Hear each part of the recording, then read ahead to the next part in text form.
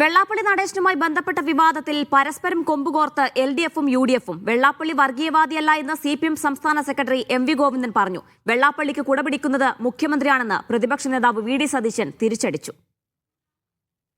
വെള്ളാപ്പള്ളിയുടെ വർഗീയ പരാമർശങ്ങൾ LDF-നെ കാര്യമായി ബാധിക്കുന്നുണ്ടെങ്കിലും അദ്ദേഹത്തെ വിട്ടുകളയാൻ മുഖ്യമന്ത്രി തയ്യാറല്ല. ഒന്നോ രണ്ടോ തെറ്റായ പ്രസ്താവനകൾ നടത്തിയതിന്റെ പേരിൽ ഒരാൾ വർഗീയവാദിയാകുന്നില്ല എന്നാണ് MV ഗോവിന്ദന്റെ പ്രതികരണം. പറഞ്ഞ ഒരാൾ ഒരു കാര്യം പറഞ്ഞ ഉടനെ തന്നെ ആൾ വർഗീയവാദിയാകുമോ? വർഗീയവാദിയായിട്ടൊന്നും ഞങ്ങൾ ചിത്രീകരിക്കുന്നില്ല കേട്ടോ. അതിൻ്റെ അവസാനം നാളത്തെ നിങ്ങളുടെ MV ഗോവിന്ദൻ വെള്ളാപ്പള്ളി നടേശൻ വർഗീയവാദി അത് പറയാൻ വേണ്ടിയില്ലേ?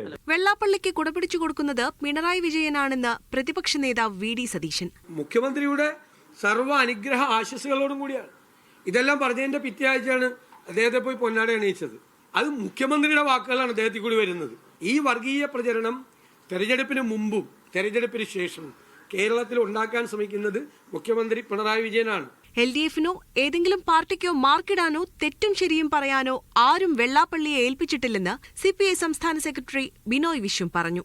വെള്ളാപ്പള്ളിയെ കാറിൽ കയറ്റിയ വിഷയത്തിൽ മുഖ്യമന്ത്രിയുടെ പ്രതികരണത്തോടുള്ള മറുപടി ഇങ്ങനെയായിരുന്നു. ശരിയാണത്.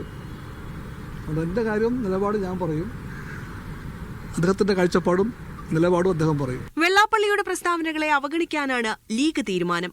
വെള്ളാപ്പള്ളി നടേശൻ മറുപടി അർഹിക്കുന്നില്ലെന്ന് ദേശീയ ജനറൽ സെക്രട്ടറി PK കുഞ്ഞാലിക്കുട്ടി പറഞ്ഞു. അത് അവഗണിക്കാനാണ് ഞങ്ങളുടെ തീരുമാനം. അവഗണിക്കുകയാണ്. കാരണം വർഗീയത കേരളം വെച്ച് ഉറപ്പിക്കൂല. അത് കേരളം ഈ തെരഞ്ഞെടുപ്പിൽ തെളിയിച്ചു കഴിഞ്ഞു. പിന്നെ എന്തിനാ പ്രതികരിക്കേണ്ട ആവശ്യം? മീഡിയ 1 തിരുവനന്തപുരം.